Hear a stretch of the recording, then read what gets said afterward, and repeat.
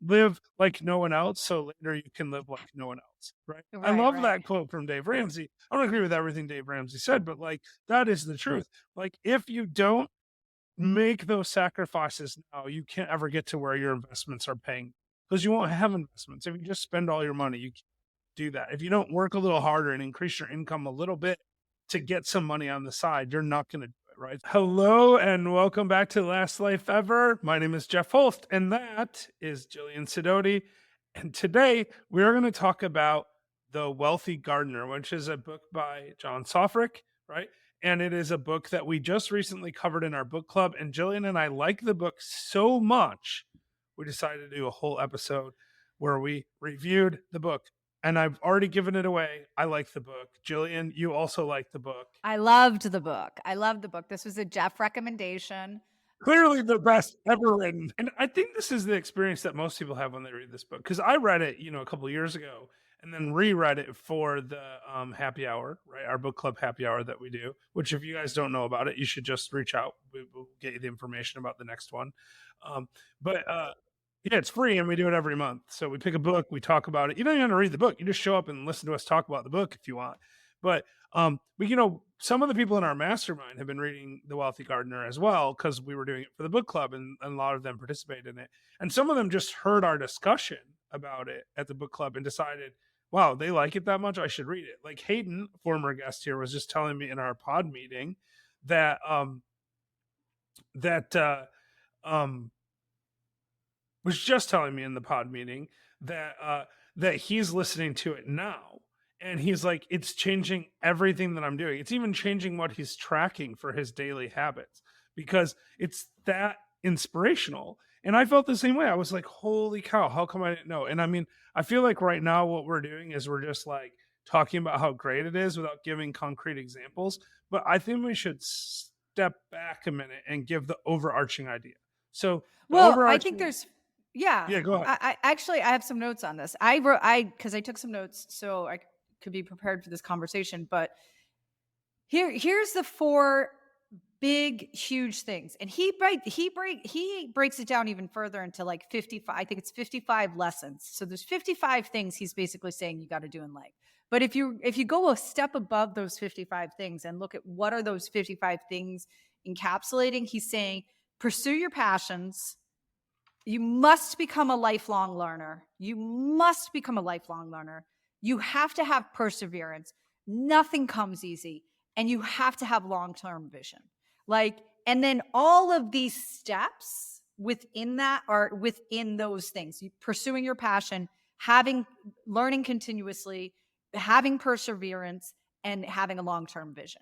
And part of it is, the perseverance part is he talks about going without and sacrificing at this time so you can have the life you want later. Now, for those of you out there that say, well, what if later never comes? Yeah, that's a possibility. That's surely a possibility. However, that's why you have to pursue your passion and have continuous learning so you're being fulfilled as you are pursuing these goals. Yeah, well, right. So I think the thing about it is what he's not saying is not don't do anything you enjoy. Don't be miserable. He's saying make the sacrifices when appropriate to get the extraordinary life, right? Um Right. he quoted multiple times from all sorts of different sources. The guy's clearly super well read, but he talked about Dave Ramsey, and Dave Ramsey has this quote that I've always liked, which is, live like no one else so later you can live Yeah. like no one else, right? I Right, love right. that quote from Dave Ramsey. I don't agree with everything Dave Ramsey said, but like that is the truth. Like if you don't make those sacrifices now, you can't ever get to where your investments are paying you because you won't have investments. If you just spend all your money, you can't do that. If you don't work a little harder and increase your income a little bit to get some money on the side, you're not going to do it, right? So it's not Right. about working 150 hours a week. It's about stopping, reflecting, finding purpose, and then following out that purpose and doing the things that you want to do. I mean, he talked a lot about how he set aside time every day to be grateful for things, to be and even to be grateful for things that have yet to happen. Like he would Yeah. give an example like, his phone wasn't ringing at his chiropractic practice, and he would spend an hour a day being grateful that so many people were going to call him soon, right? I'm like, it sounds a little goofy when you say it out loud, but the reality is sometimes those things work. Sometimes just being grateful opens you up to opportunities. And it might be that the universe is rewarding you or God's rewarding you or whatever, but it also might just be it opens you up to figure out what you need to do to take the actions that are going to bring the Yeah. people there to call you. Yeah. And it doesn't really matter why it works. It just does Right. work. And No, and I and think he talked about other things too, like it's not just go go go. Like he quotes Grant Cardone, and I used to I worked for Grant Cardone for many years, and Grant Cardone is exactly who he says he is. But he tempers that. He says, this is what Grant Cardone says. But by the way, you also need to meditate. You need to sit back. You need to rest. You also need to wonder, what is it that I really need in life? And when you start making those assessments, you don't have to have constant hustle, have some hustle. If you just have a little more hustle than the other guys, then you're going to yeah, realize that success. well, yeah, and I think the thing is, it doesn't just tell us that because a lot of self help outs will be like, do this, do that, use this formula, say this, blah blah blah, right? Be motivated. But what he does is he tells it through a story, and the story Mhm. has some characters that are essential to the story, right? And some characters that kind of come in and out a little bit. And so there's a relationship with his neighbor and his neighbor's son. There's a Mhm. relationship with sort of a young person who got himself in trouble with the law, and he mentors that person, right? Right. And by putting it in this format, it makes it interesting. And he's able to weave in examples. The neighbor who never achieved his dreams because he was afraid to take action. The Right. neighbor's kid who is seeing how his dad's life turned out and following in a different path that's leading to an equally negative result. And then this child or young man who had gotten into trouble through a drunk driving accident that ended up in someone dying. That young man um, getting into a reform situation where he was learning about process and taking mentorship from an older successful individual. And and it's all told from the perspective of that mentor. The wealthy gardener is um later in life telling his story about how he got to where he was and then sharing that wisdom freely with his friends, his neighbor's kid, this young man that he's mentoring. um and by doing it that way, you get to see all these different perspectives in a really unique thing. And there's gonna be stuff in there that resonates with you. You may not be the wealthy gardener right now, but you might want to be that person. You may not be a person who committed a crime and caused someone's death, right? But we all have things we regret, things that we wish we hadn't done. And you might not be you might be in between there. You might not be, a criminal literally, but you might be a person who's aimless and like, unhappy in their career, like the son of the neighbor, right? So all of these things are out there. And I think it's really well put together. That to me, that's the key takeaway, right? Is it's just a really well put together book. So the thing is, like, when it comes to this like lifelong learning part of the book, which is clearly a huge part of it, right? There is something to be said about discerning what it is that you want to learn about and learning about the things that are useful to you. When you were volunteering at a school and teaching math, you wanted to learn more about education and educational theory and being prepared to be a better teacher, all of that stuff.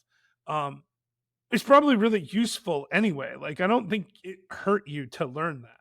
But to pursue the master's degree just to get the master's degree when you don't have any use for it, it's not like you're going to go apply for a job where you need that piece of paper, right? Like, you're never going to be a full-time teacher. That's never going to be your role. Even if you are effectively a full-time teacher, when you layer in teaching your children about values and about life, and layer in podcasting and layer in authoring books and layer in giving presentations, in a way you are a lifelong teacher. But it occurs to me that um, that that's actually a really good thing because I've noticed a long time ago that if I want to really understand a topic, I should teach it. Like, I know that sounds dumb because like why would I want someone teaching me something that doesn't understand it? But every time I've been asked to teach on a topic, it doesn't matter what the topic is. If you ask me to teach on, how to plant acorns, right? I would have to research the crap out of it and figure out how to learn how to plant acorns correctly. I mean, it doesn't really matter, right? Um, I use that example because it's in The Wealthy Gardener that, there's a whole piece of the thread of the book that talks about the potential of an acorn in a large oak tree. And I think it's really interesting. But the reality of it is when I've had to teach on something, it's forced me to think through not like I know how to buy a multifamily property, but if I'm teaching someone else how to buy a multifamily property, I have to think through the steps and I get better at it as a Yeah. result of having to teach it. Right. Um, Yeah, yeah. it's true. It's true. I did this the other day. It's so funny you said that because I recently had to write an outline for a course for hotels to apartments, like converting hotels into apartment buildings.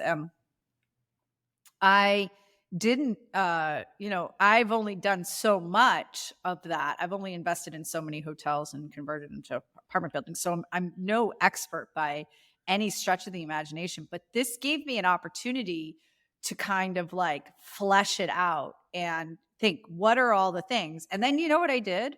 I used Chat GPT to help me to fill in the gaps. And that was extremely valuable. So you can always cheat, guys.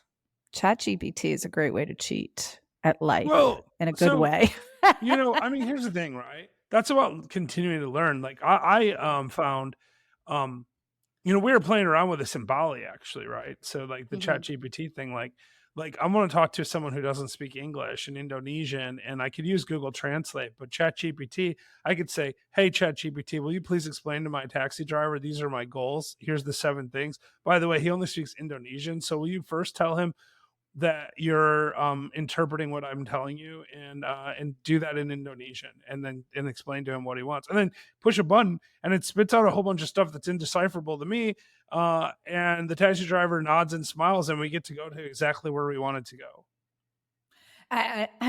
This is not on the Wealthy Gardener, but one of the greatest things you taught me about using ChatGPT that I've now implemented in everything I do is instead of Google searching or looking on TripAdvisor, what should I, or like, what should I do, or what are the best activities in this area, is you just ask ChatGPT, you tell ChatGPT, so for me, I am traveling with 3 children. These are their ages. We're going to be in this place at this approximate location in at this time for this amount of time.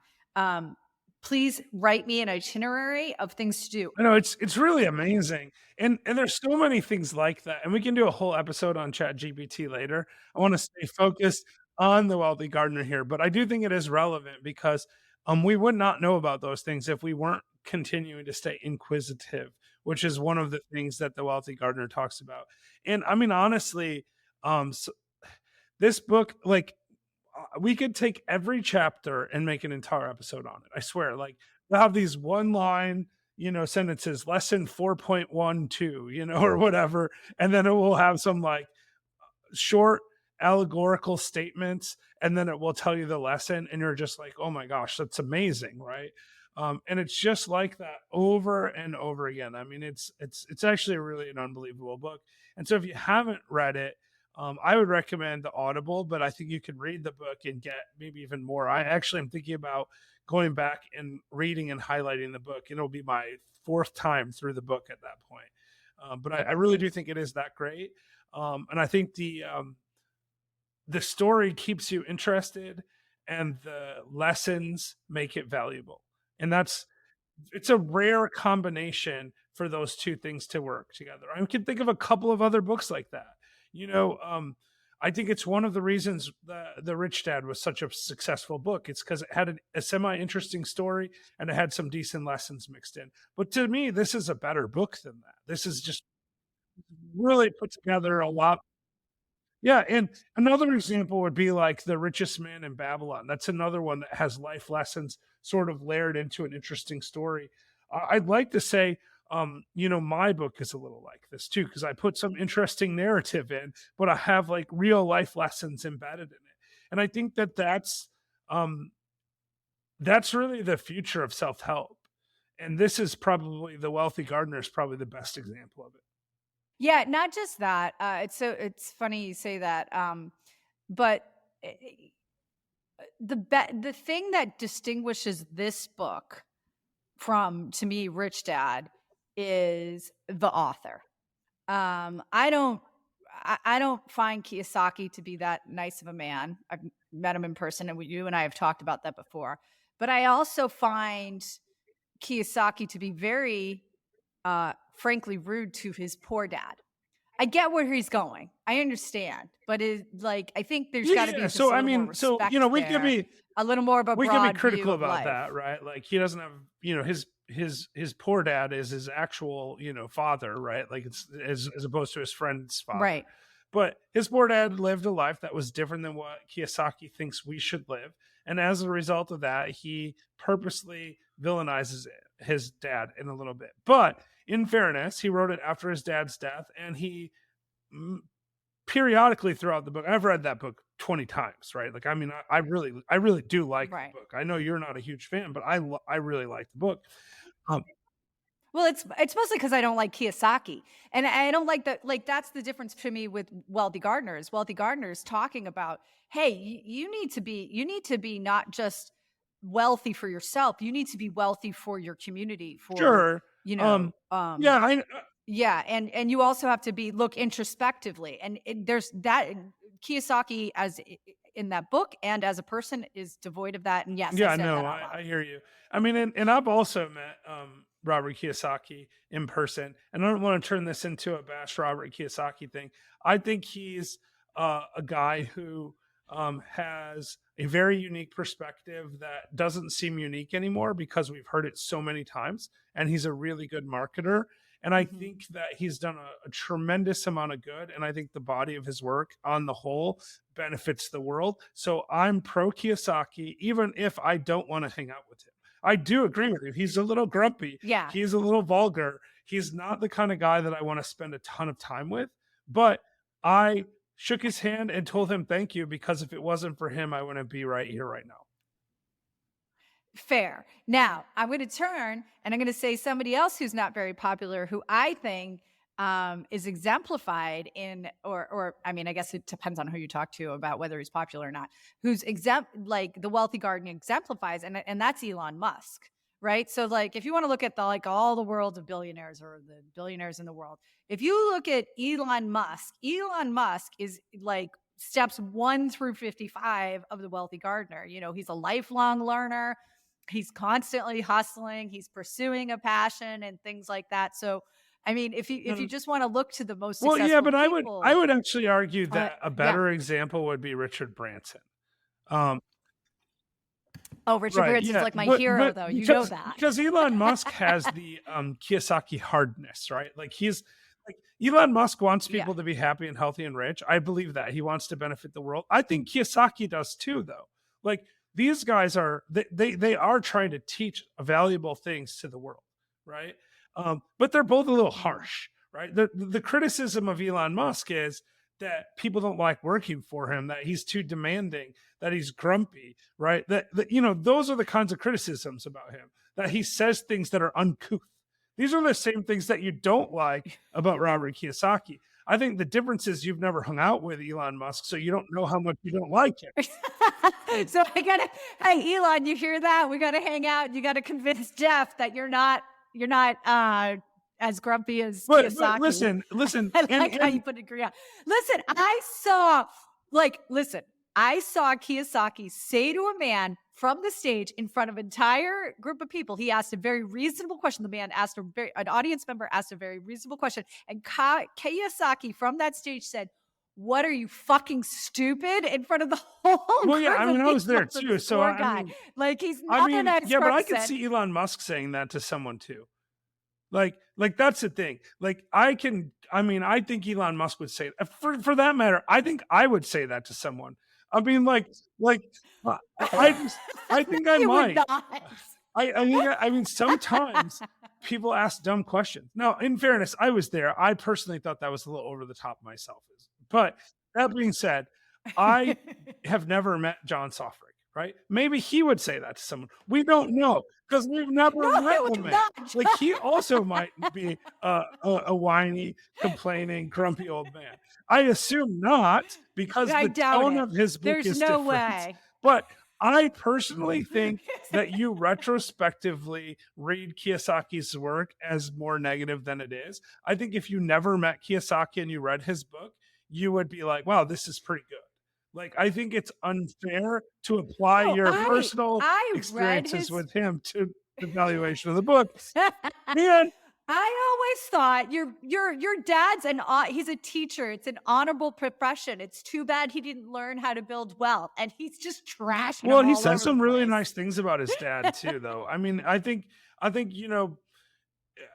feel like you might want to go back and reread the book because I've read it a bunch of times. There's a lot of positive in that book, so maybe you should go back and read it, and then we'll do an Okay. episode on Robert Kiyosaki and and Rich Oh, Dad Poor Dad. We'll invite Robert to come on and defend himself, but we'll do that at a time. We'll do that at a time when we're talking about Kiyosaki instead of the Wealthy Gardener.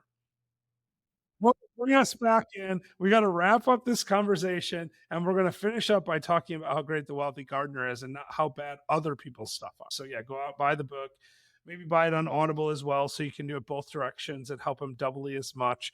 Um, Now, I do want to leave us with one thing. All right, so Jillian, you've said 3 times I think on this podcast that we've read a ton of books, that you're a lifelong learner, that you read all the time, and I'm not disputing any of that. By the way, I typically read between 30 and 60 books a year, which is, I think, a lot of books. Like even 30 is a lot of books. That's a couple books a month, every single month, right? Um, and I feel like I read a fair amount. Now I know people that read 70 or 80 books a year, and that's always impressed me. My record, I track this all actually on a website because I'm weird. Um, but I met a person when I was in Maui who is this guy. I want to get him on the show. I'm going to reach out to him, but he's a Hollywood stuntman, a Hollywood director. He directed a film that was on Netflix recently. He's currently directing a film for Mattel, right? Like so, like he's a real deal kind of guy. He's a big name. And we were talking about books. And the first time I met him, he said to me, "Hey, I really like reading books. Um, do you have any recommendations for me? Like, what are you reading now? Like, and I mean, maybe he does this to everyone, but maybe it was because we were introduced as like, we're both going to be on the same podcast around the same time, and he figured that I might have some insight or something, right? And he didn't know me, and we had a conversation, and I found out from this conversation that this man reads 180 books a year. 180 books a year, in addition to uh, being a director and writing screenplays and being a stunt double. Yeah, I asked him that. Nope, not speed reading. He reads a couple hours every night and he listens to books constantly. If he's gonna go to the grocery store, he'll put on his headphones and walk to the grocery store and listen to a book. Yeah, on Audible. So it's not all physically reading, obviously, but reading a couple of hours every single day. Plus, anytime you're on a plane, reading. And he said what happened to him was he was reading his 30th book of the year or something halfway through the year, and he was figuring he did pretty good, and he was on set at a movie. He was a stunt double at the time, for Captain America, actually. Like, he's Captain America's stunt double. That's pretty cool, right? Like, so he's on set doing his stunt double thing, and there was a girl reading in the corner, and he was talking to her, and she was like, yeah, I read like 5 books a week. And he was like, wait a minute, I gotta up my game. And so he's upped his game to read 180 books a year, one every other day for an entire year. And he's on like I think he said he was third year in a row doing that. Whatever piques his interest. at the time when I was talking to him, he Wow. said he always has about 2 or 3 books going at the same time, one Audible, one more in-depth thing that he's Mhm. taking his time through, and then usually some kind of nonfiction thing that he's reading or something like that, right? Um, anyway, he told me at the time he was reading a book about character development. I can't remember the name of it, but it was just about writing good characters. I forget what it was called. Jeff, Yes, so I I want want to to remind remind everybody everyone, of Jillian, something, if you everyone, don't you mind. included, even Robert Kiyosaki, to live the very best version of your last life ever. Even him, we want to remind him to Not live well. Kiyosaki. Don't Like he listen might turn into a to nice guy. You him. I never know do. Yes, okay, because start it's living the important for best people to live version well. of your last life ever. So I make know, sure I'm you live the waiting for best you. version of your last life ever.